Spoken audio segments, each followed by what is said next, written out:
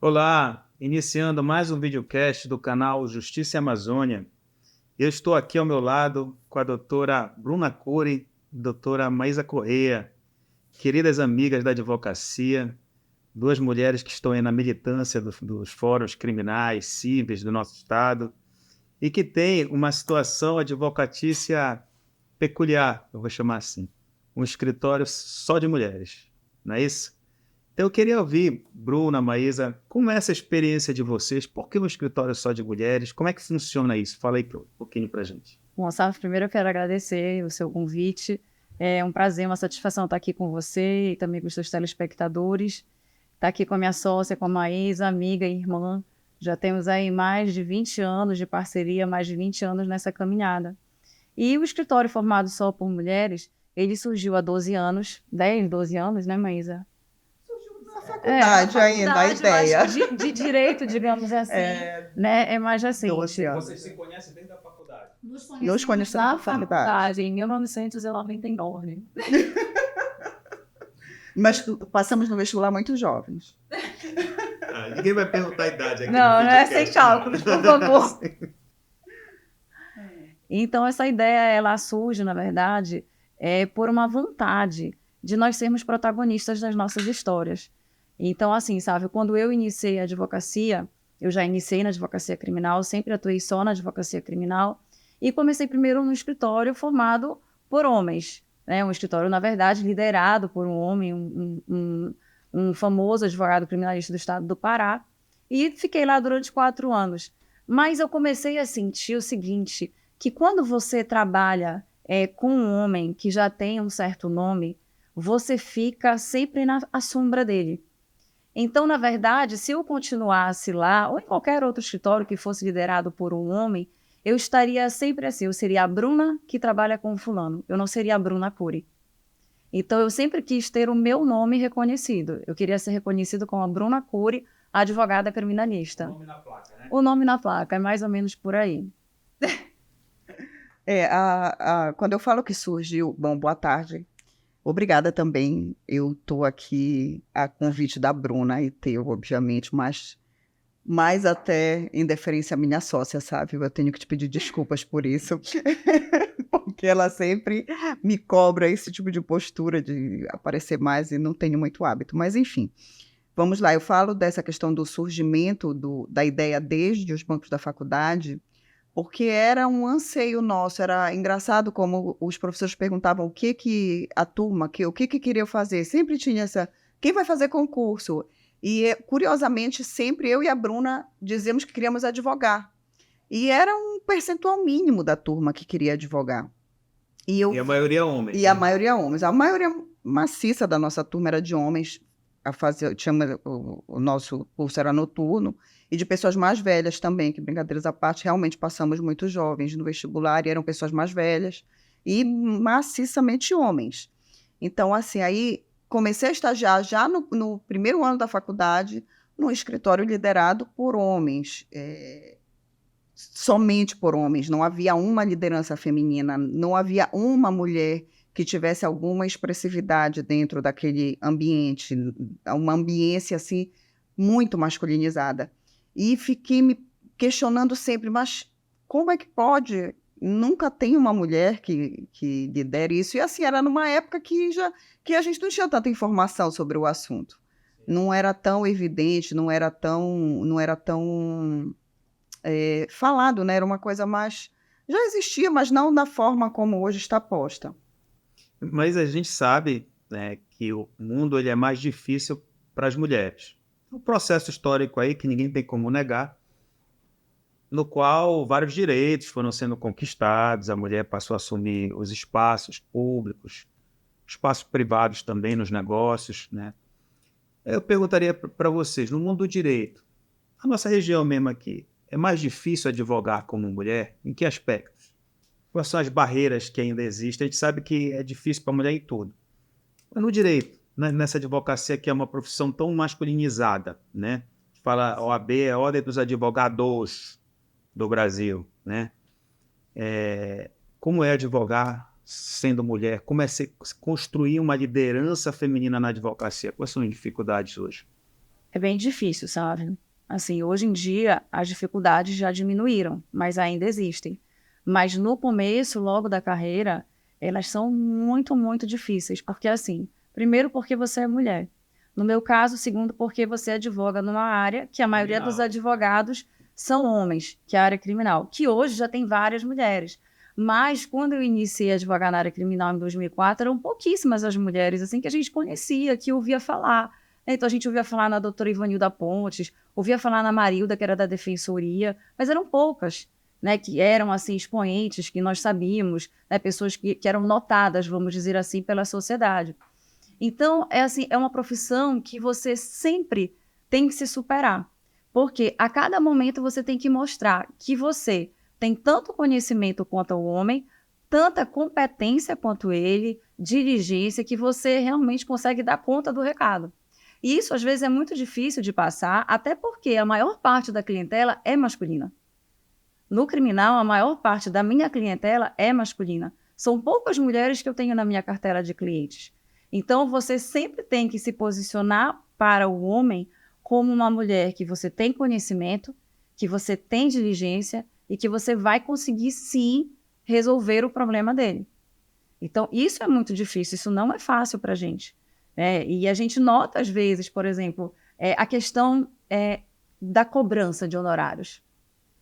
Os homens geralmente querem pagar menos para as mulheres. E isso, gente, é uma realidade, não é historinha que contam para a gente. É uma realidade que os homens querem pagar menos.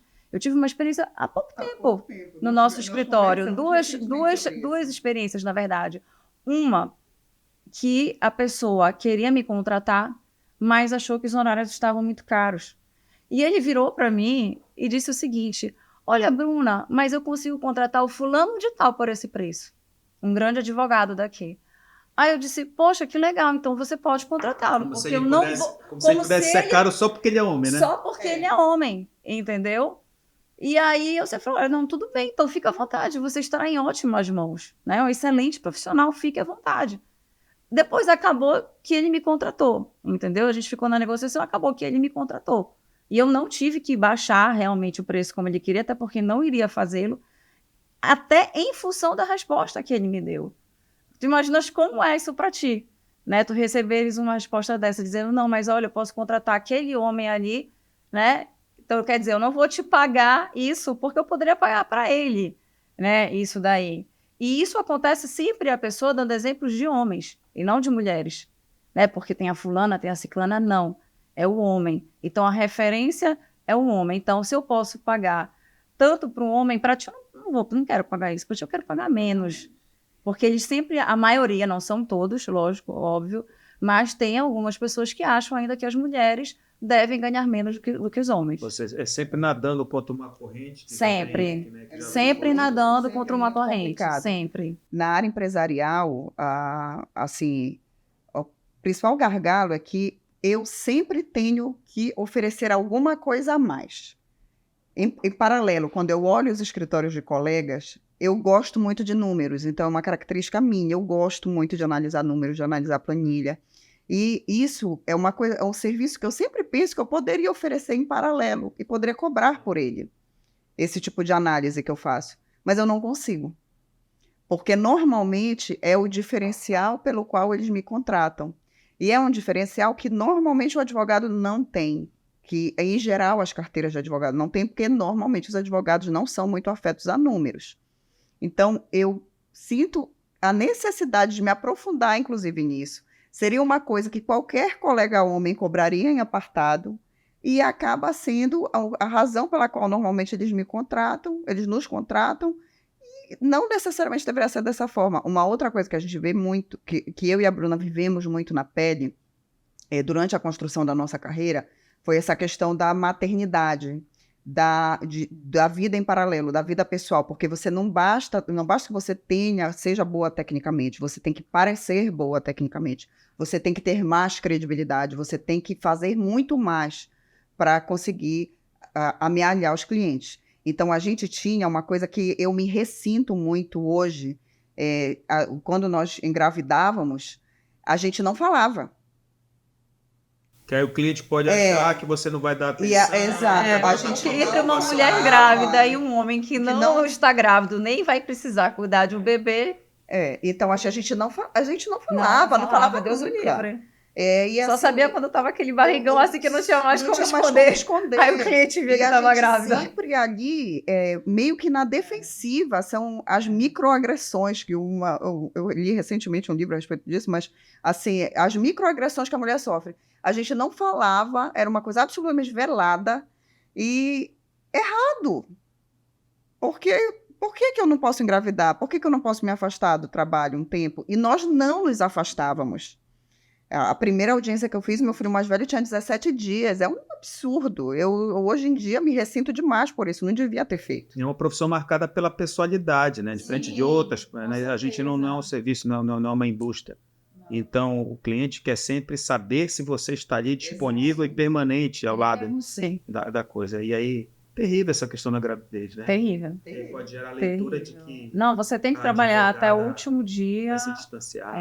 Aquele exato. barrigão andando no fórum, na delegacia, aonde tiver que ir. Sustentação oral. E depois voltar audiência. já, né? Ficar pouco tempo em casa com o bebê, já trabalhar novamente. E naquela época a gente não tinha urgência para videoconferência, né?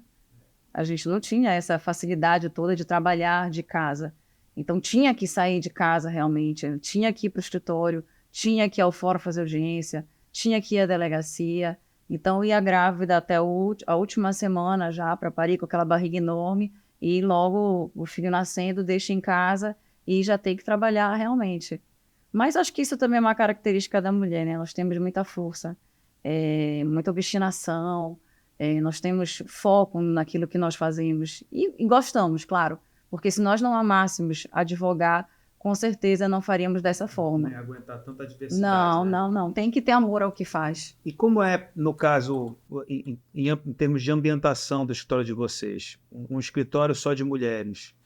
Tem algum tempero a mais, alguma particularidade em termos de gestão, de ambientação, para conseguir gerar uma inclusão para as mulheres? Ou é igual a qualquer outro escritório? Olha, eu acho que tem várias particularidades. É engraçado, uma estagiária, há pouco tempo atrás, nós estávamos saindo do escritório um pouco mais tarde, acho que 8 e pouco da noite, e ela olhou para mim e disse assim, nossa, eu nunca tinha tido essa sensação. Aí eu, mas que sensação?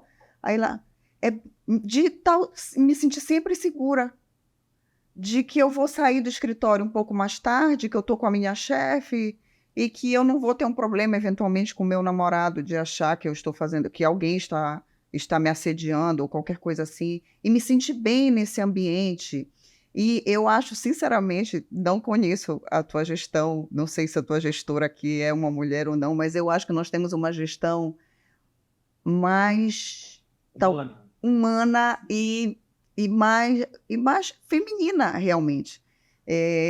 Fora a estrutura, existe uma estrutura para você receber bem a mulher, a normalização de questões fisiológicas que as mulheres têm, a questão da vaidade. A gente tem algumas estruturas no escritório que são voltadas efetivamente para mulheres. Então, é uma ambiência totalmente de acolhimento. Que deve ser importante na medida em que a gente tem uma profissão extremamente estressante. Sim. Eu sempre digo que você tem que ter um ambiente de trabalho onde você chegue todo dia e se sinta feliz em estar naquele lugar. Sempre digo isso para a Maísa. Eu adoro o nosso escritório porque eu chego lá de manhã, desde a porta. Quando eu entro, eu já estou feliz. Porque eu já adoro a porta. Eu vejo entendeu? sempre no Instagram uma foto tua na porta, quase todo Olha, dia. essa porta é uma novela, eu quero te dizer. Essa porta é uma novela. Porque nós fomos fazer vou te contar, nós fomos fazer uma reforma no escritório. Sim. E aí a designer sugeriu que a gente fizesse uma porta de ferro. E eu amei. E a porta seria dourada. Então eu me apaixonei pela porta, assim. O projeto, quando ela me falei, essa, mas eu não queria porta, porque a porta não sei o que, não sei o que. Então, assim, mas é aquela coisa, você entra, você já se sente em casa, sabe? E você tem um ambiente de empatia, porque são todas mulheres, então a gente se entende, né? Você sabe o que é ter um filho em casa, você sabe o que é ter um marido, você sabe o que é estar num momento difícil, um pouco triste. Então a gente se acolhe, essa questão do acolhimento, do amparo, do carinho. É diferente o carinho que uma pode dar para a outra, né? Aquele abraço quando não está bem, né? Aquele tempinho da conversa, né? Quando chega, não, agora eu não estou afim, deixa eu sentar um pouquinho, deixa eu conversar contigo, 5 minutos, tomar um café e contar um pouco. E a gente senta, conversa. E eu acho que tudo isso faz com que o trabalho flua bem melhor, esse ambiente. Vocês estão construindo aí um exemplo, né? Um modelo de advocacia que eu estou vendo que já está sendo seguido por outros escritórios, mas há um pioneirismo no escritório de vocês, porque as pessoas comentam, né, que vocês iniciaram esse modelo de gestão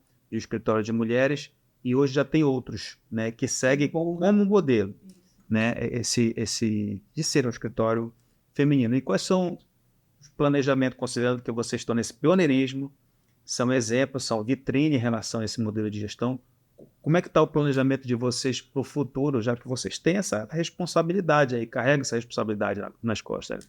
É verdade. Agora, como diz a Maísa, a gente está num momento de crescimento, né? Durante muito tempo, nós queríamos ficar pequenas, realmente, só nós, poucas mulheres, mas aí com o tempo a gente realmente sentiu que há uma necessidade de expandir.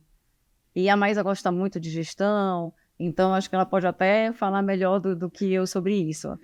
Na verdade, assim, sabe, durante muito tempo, a gente meio que se fechou nós tivemos uma estrada tão dura que eu acho que a gente se fechou realmente numa caixinha ali, de fazer um crescimento muito contido.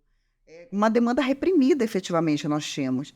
E com o tempo, a gente acabou vendo que era até injusto não incluir outras mulheres nessa estrada que a gente já tinha aberto, já estava pavimentada, e que não seria até justo com outras que poderiam já pegar aquele caminho aberto pela frente e realmente a gente crescer enquanto escritório mesmo, enquanto uma empresa. E no início desse ano, eu comecei a fazer um planejamento de gestão propriamente, enfim, planejamento de fluxo de trabalho, centro de custo, uma série de coisas. E fizemos uma seleção ampla e crescemos bastante a equipe agora e estamos nesse momento aí de abertura, digamos assim, e com bastante prospecção e visando novas carteiras, porque o dia só tem 24 horas, né? Não dá para a gente fazer. Nós chegamos, analisando os números de 4, 5 anos atrás, eu falei para a Bruna, não, Bruna, olha, nós chegamos no limite da nossa capacidade produtiva, o dia só tem 24 horas, e daqui para frente a gente vai ter que fazer muito sacrifício pessoal para crescer só a gente. E sabe uma coisa que eu falo até que nós estávamos conversando no dia desse, que assim, nós não queremos que as advogadas que trabalham conosco sejam as advogadas que trabalham com a Bruna e com a Maísa do Curicunê. Na verdade, nós queremos que elas tenham nome também. Inclusive, uma das prospecções que a gente faz, e temos conversado muito com elas, é exatamente a questão da dissociação. É lógico que Cury Corrêa é uma marca já sedimentada, tá? Registrada na ordem há 12 anos, e desde que registramos já era um escritório advogadas associadas, já era 100% feminino. Esse nome advogadas associadas é sensacional. Advogadas associadas, ele foi registrado inicialmente já desde o princípio dessa forma. Mas eu falo muito com elas de que o Cury Corrêa ele passe a ser uma marca não necessariamente associada à Bruna Cury e à Maísa Corrêa, porque o nosso objetivo é perpetuar. É que, lógico que a gente não vai poder suplantar a história que nós já construímos, mas que elas se sintam parte disso, e não que nós estamos engolindo alguma coisa assim. A gente conversa muito sobre a questão da propriedade intelectual, de que elas precisam ser responsáveis pelas coisas que elas escrevem, que elas redigem, e sobre as teses que elas desenvolvem, e fazemos reuniões semanais para discutir caso, e sempre converso muito com elas sobre isso, de que elas têm que ter um pensamento próprio, que jamais, nem eu nem a Bruna, vamos chegar e, olha, esse recurso você vai fazer dessa forma. Eu quero ouvir primeiro o que você tem para dizer. Lógico que a minha experiência vai contribuir para dizer, olha, talvez essa não seja a melhor via, vamos tentar fazer dessa forma. Mas que elas sejam protagonistas das próprias histórias também. Essa luta da mulher, ela nunca pode ser uma luta individual, senão não resolve o problema, né? Então, aqui, eu vejo vocês fazendo claramente isso, né? Indo para além. Não adianta vocês só saírem das sombras e continuar ali, todo o gênero continuar ali, porque vocês vão continuar sofrendo as consequências. Sim. Sobretudo na advocacia, né, que é uma profissão muito masculinizada, mais do que as outras atividades, né, a mulher ganhou muito protagonismo nos negócios, pelo menos nos negócios, né, dinheiro não tem sexo, dinheiro não tem cheiro, né, avançaram fortemente e está chegando isso na advocacia. Empreendedorismo feminino, né, eu vejo claramente se consolidando, e se você compara hoje o cenário do papel das mulheres empreendedoras no direito, ainda tem muito a conquistar pela qualidade das mulheres que estão na advocacia, mas já deu o passo inicial. Então, eu quero parabenizar Bruna, Maísa, pelo exemplo que vocês estão dando, tá? Para toda a advocacia, que vai ficar registrado aqui no nosso videocast, para que outras mulheres, outras advogadas possam ouvir esse relato e se inspirar nisso, né? E poder lá na frente ouvir isso e fazer o mesmo, e para que a gente chegue a uma igualdade maior dentro da nossa classe, né? Consiga pelo menos fazer disso uma batalha a mais a ser vencida. Obrigado pela participação aqui no nosso videocast, tá? E vamos ter outras oportunidades. Falamos só de escritório de advocacia, mas depois falar sobre direito criminal, direito civil, gestão de escritório. Olha, gestão, eu tenho estudado muito ultimamente sobre gestão. Obrigada, Sá. Foi um prazer estar aqui com você, com seus telespectadores. Espero que a gente possa se encontrar novamente. Foi muito bom. Muito, muito obrigada. E estamos abertos a novos convites. Vamos adorar. Encerrando então mais um videocast do canal Justiça e Amazônia. Obrigado de novo às minhas convidadas. Meu agradecimento à Dupla Comunicação, aos nossos organizadores aqui, Giovanni e Raquel, e à coordenadora geral do Justiça e Amazônia, Tamisa Rodrigues. Até a próxima.